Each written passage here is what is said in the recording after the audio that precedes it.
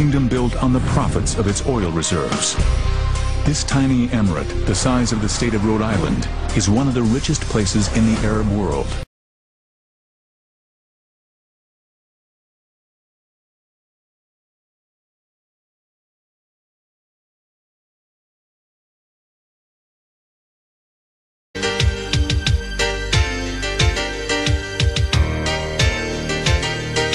Singapore is a small, open economy, a city-state with no natural resources.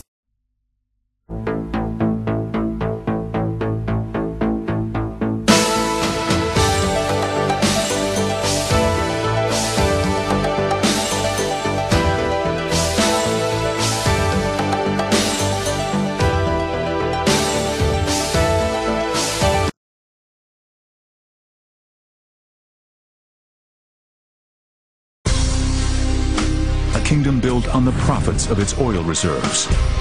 This tiny emirate, the size of the state of Rhode Island, is one of the richest places in the Arab world, but it hasn't always been like this. 50 years ago, Dubai was a trading town built on a creek. Over half a century later, it's been transformed. Now it's famous for gold, trade, and oil.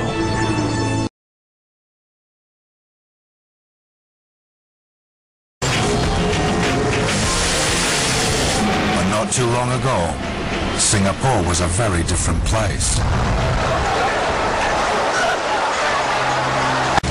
I think one of the little-known facts about Singapore is that it's one of the very few developing countries that has actually made the transition from developing to developed status, and all in the space of 30 to 40 years.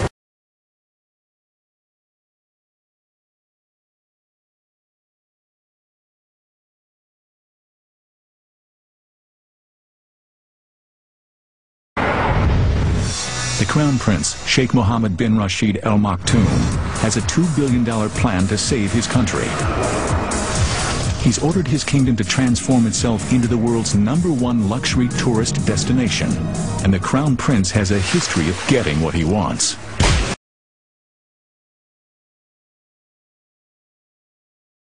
I would say Singaporeans are very proud of their country. They are amazed at their own prosperity. So I think we have reached a stage when there is genuine admiration, gratitude to the government for giving us what it has.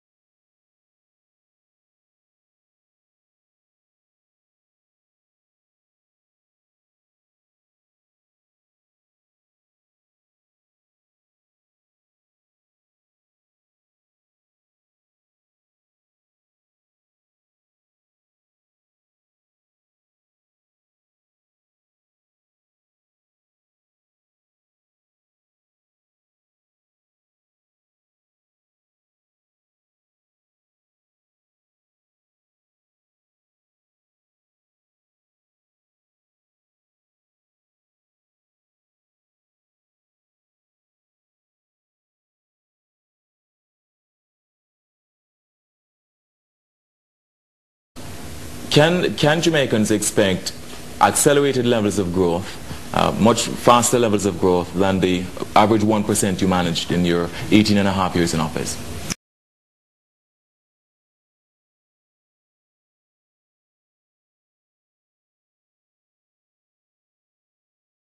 In fact, the government got a basket of sell water in 2007.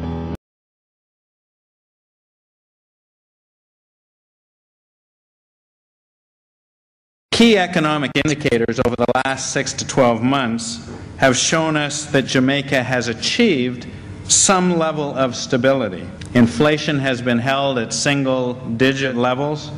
Interest rates have come down to 30 or 40-year lows, and the currency has been stable for more than a year. For the first time in more than 20 years, there is at least a base of stability from which we can move forward to grow the economy.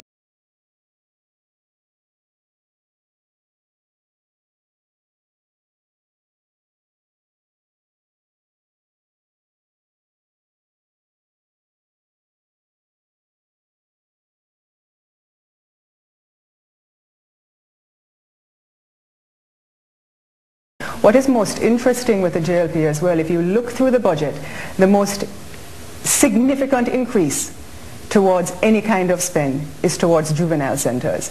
And they've increased that to over $500 million to $800 million. They're spending more money to lock up young people than they are to train them.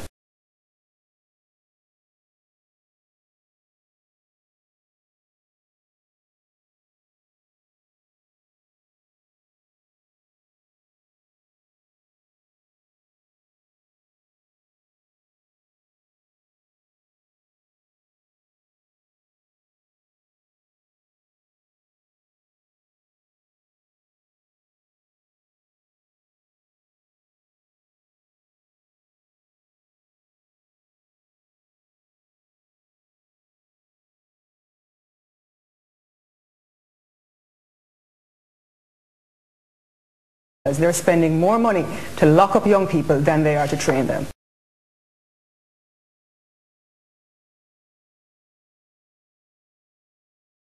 The debt was $950 billion.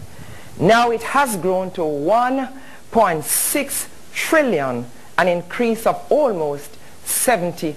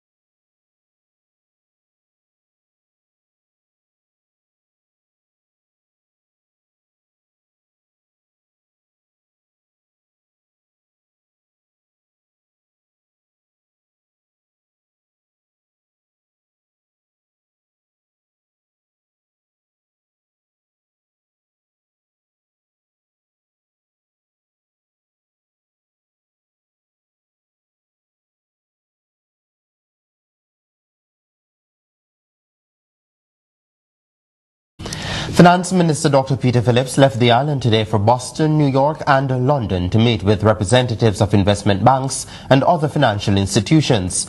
He's looking to raise funds on the international capital market to finance the upcoming budget.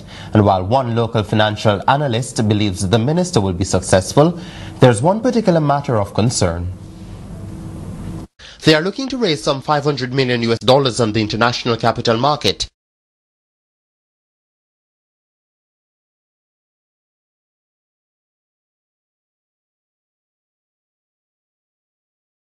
His concern, however, is the rate at which the country will be able to secure these funds.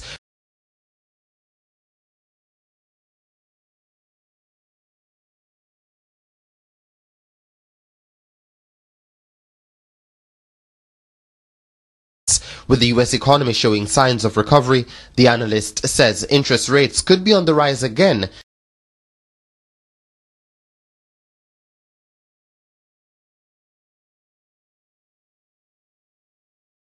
You know, it seems like we need the money to close the fiscal gap that we're projecting because of the payments that's coming up. Speaking of IMF, the multilateral has revised growth targets downwards for the country recently. One actually cannot get away with borrowing and borrowing and borrowing.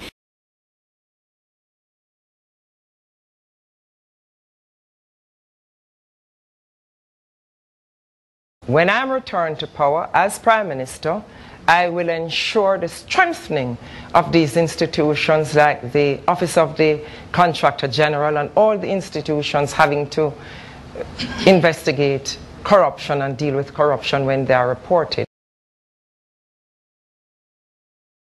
Yet another battle royale is shaping up between the Contractor General and the administration. This time it surrounds the move by the Transport and Works Minister Dr. Omar Davies to set up what he describes as an independent panel to oversee infrastructure works on the north-south link of Highway 2000. That decision of the minister did not escape the attention of Mr. Christie, who is in Georgetown, Guyana for the funeral of his father. According to him, it's a death knell for the anti-corruption fight. Regarding the panel, he said the three men cannot usurp the function of the OCG. Greg Christie also made this declaration. The rhetoric of Portia Simpson Miller about a tough stance against corruption has not been matched with the practice now that she's Prime Minister.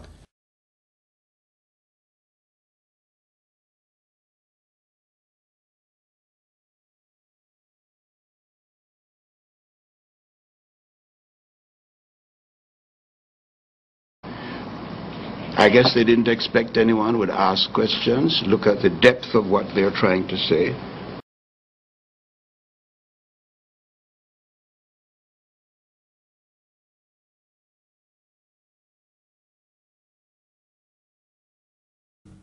On, I think it is Wednesday, Minister of State Azan is here, that we will launch just one small part of Jeep. We will be creating jobs for about 700 persons, starting in how many parishes? How much? 7 parishes we will be starting, where 700 persons will shortly be put to work.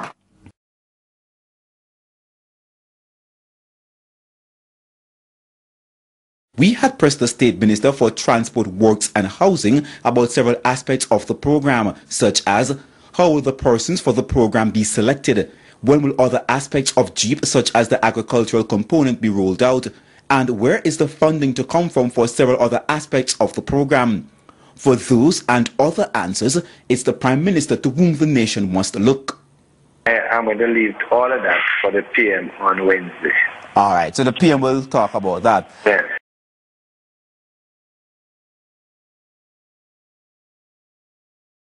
It's Carson Muda who has taken direct aim at the program. His response, no more than a rebranding of an existing program initiated by the previous government under an IDB loan for a comprehensive road maintenance program.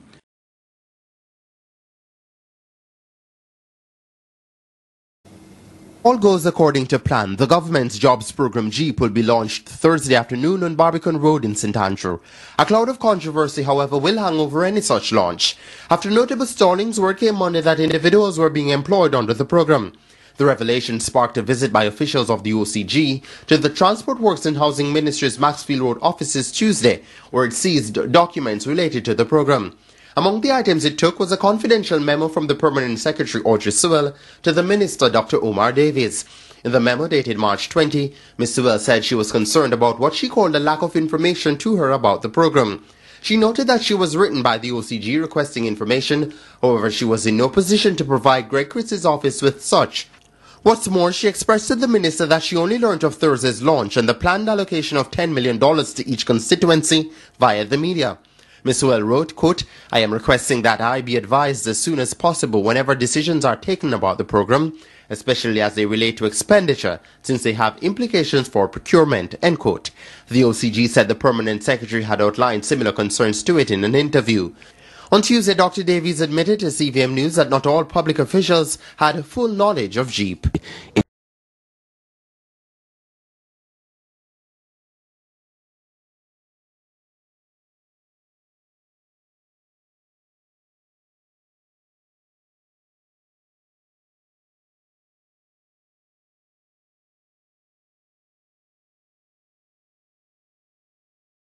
I really believe if JEEP is going to be successful, then there must be a greater level of public education. That is sadly lacking now. Even us here as the people's representatives, in some instances, still remain in the dark.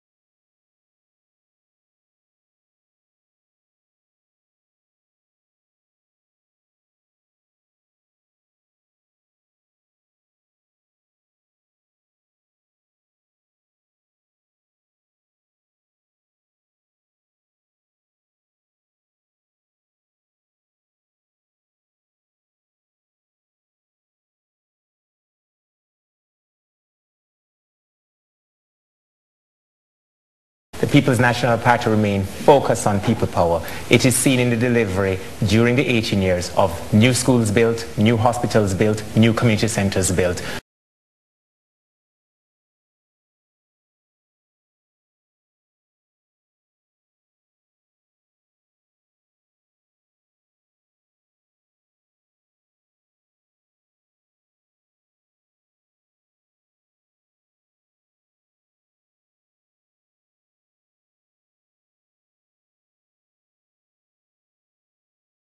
This tiny Southeast Asian island has made the move from third world status to first. It's now undergoing one of the world's largest ever subway expansions. A mighty challenge, given that they're tunneling underneath a bulging metropolis. It's confronted transport chaos by creating a public transport system with no equal. By 2010, there will be a subway stop every 400 meters throughout most of the island. Its mass transit system is now one of the crowning jewels of Singapore, moving over 1 million people every day. Singaporeans are master planners. They prepare for everything. Several stations are completely built. The trains won't stop there for another 7 years. They just like to be ready.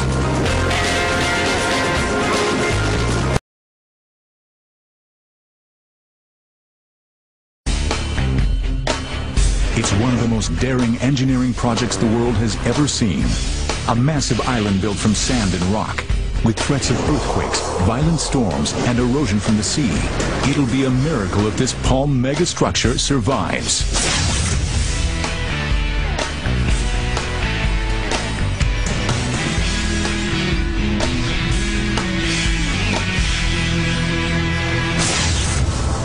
August 2001. The Persian Gulf is a massive activity. Dubai is building one of the biggest man-made islands in the world. Engineers have a daunting task ahead of them because this is a construction like no other.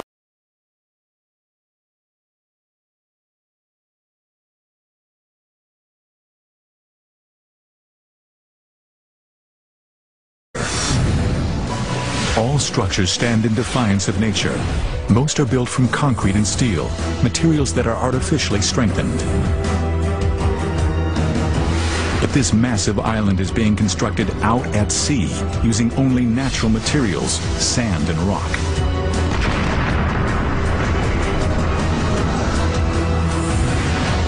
And both start eroding the moment they hit the water.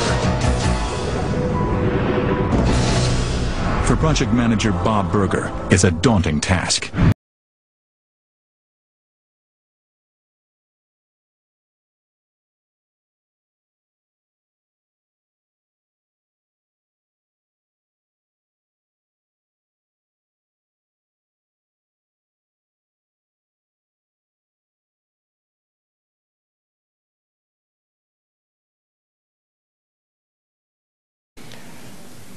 Mr. Simpson-Miller, your party is resting a great deal of its economic and social programs, should it come to office, on the renegotiation of several agreements, including with the IMF, the Chinese over JDIP, and the Jamaica Public Service. How long do you believe it would take to complete those negotiations, and what would happen to the country in the interim? I intend for it to happen between our first and second week in government. It will not take long. We have a very good relationship with, for example, China.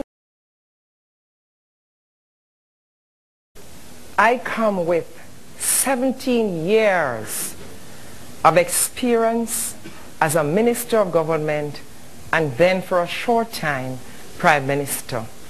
My track record is there. I am tested and I am proven.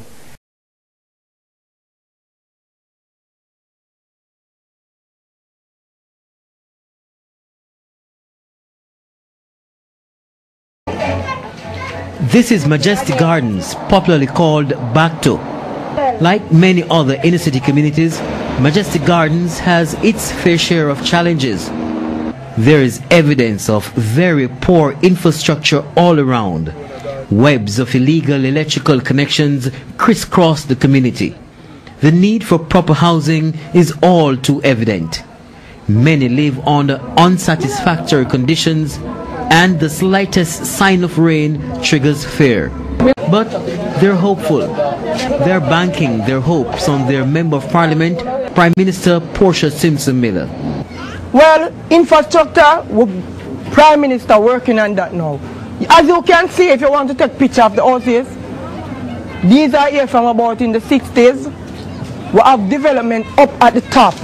Down the bottom here, just start to develop now, because she started from development when she was in power for 1 year, and it was stopped because she was out of power.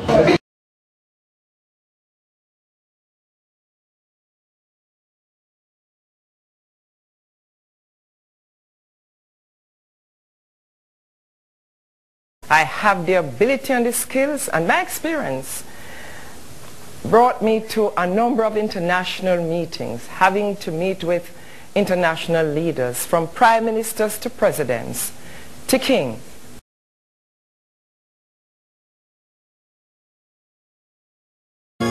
Move over Greece. Jamaica wants a bailout just like the one you got. Jamaican Prime Minister Portia Simpson Miller says her Caribbean island nation would welcome a rescue package as part of a new loan agreement it's negotiating with the IMF. Quote, if they could give a bailout like Greece, Lord have mercy, you would see Jamaica grow and flourish. Jamaica's debt burden is 126% of GDP, making it, by that measure, the 8th most indebted country in the world.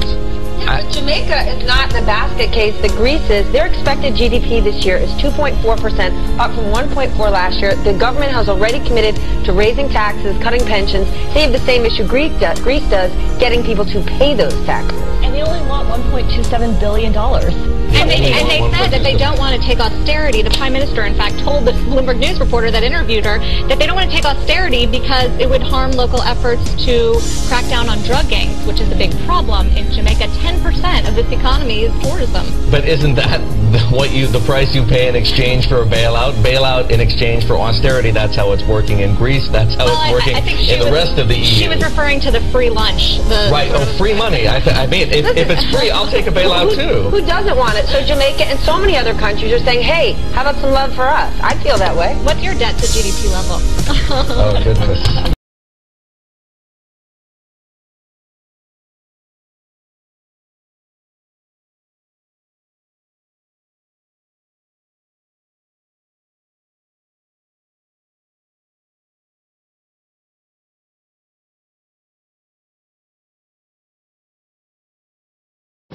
Meanwhile, the Chamber of Commerce president also weighed in on celebrations to mark Jamaica's 50th year since independence. Mr. Semuda is warning that while the country celebrates, Jamaicans should not be blinded by our failures over the years. He said the country has made several achievements of which we should be very proud. However, there have been moments which should cause us to hang our heads in shame. He said at 50, Jamaica is one of the lowest ranked and more unproductive Caribbean islands, with a murder rate in keeping with a country at civil war.